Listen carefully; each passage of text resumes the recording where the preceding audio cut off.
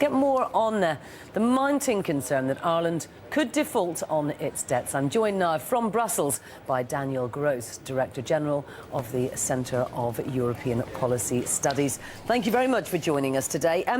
Are we at the stage now where it doesn't really matter what Olli Rehn says, or indeed what Ireland does with its budget? Investors are just not convinced that they won't end up taking some of the brunt of the failure if Ireland cannot get enough money and pay its debts. The budget is indeed not really the key issue for Ireland. It occupies the headlines, but the real underlying issue is how much more debt will come for the government from the banks. It has already been 20–30 billion over the last months. Is there more to come? Nobody knows. And if there's more, then Ireland clearly cannot take it anymore and will need outside help. But the real help actually Ireland is already receiving now is not so much from Olli Rehn or from the European Commission, but from the European Central Bank.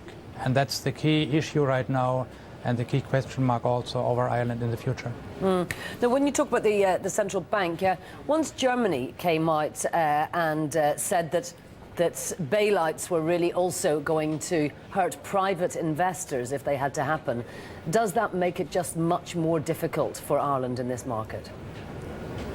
It's quite clear that investors are now waking up to something which they should have known a long time ago. In the EU treaty it's already written that Germany and other member countries won't guarantee for everybody.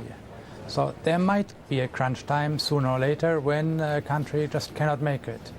Are we there for Ireland yet?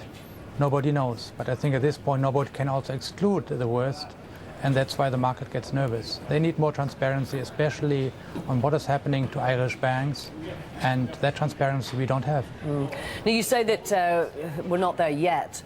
What needs to happen either for Ireland to avert this crisis, or indeed for them to get to the point where they just can't pay anymore? I mean, the budget has to be passed in December. They don't have to go to the market again until early next year. Is this going to run on?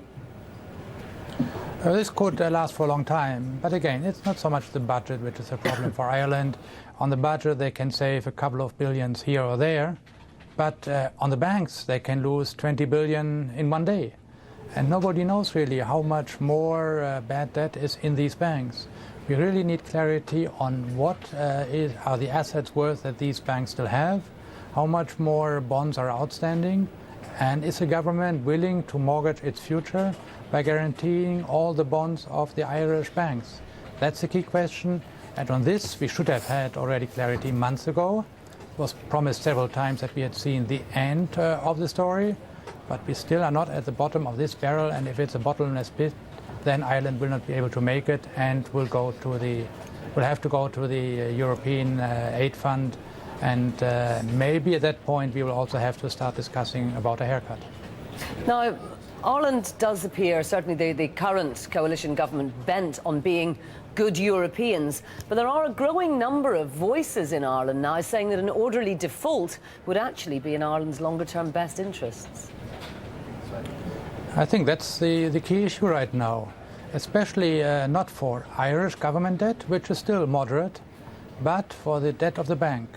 The key question for Ireland right now is quite simple. Should the Irish government stand behind all the bonds of Irish banks? If it does, then the Irish government might soon become bankrupt. If it does not, then the Irish government should be able to survive, but of course then the bondholders would have to suffer. Interesting times indeed. Thank you very much for joining us today.